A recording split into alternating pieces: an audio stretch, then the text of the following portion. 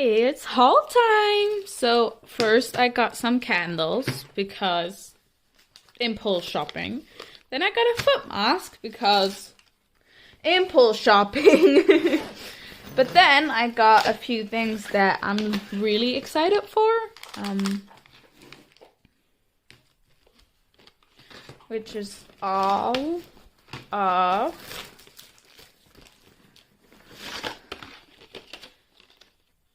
these. So these are just a few colors. I'm slowly running out of them, so I got like a bunch of colors. I'm 100% sure I did not get all of them, but still. Then I got these because blue. And then I got some clear stamps that I cannot wait to use. Yeah, I'm pretty sure that's everything. I was planning on getting something else, but they did not have that. So this is the little haul I have to do it with.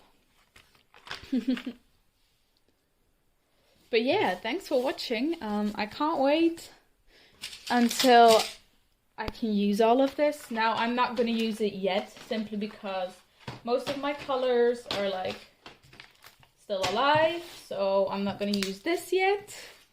But this and this I'm planning on using today.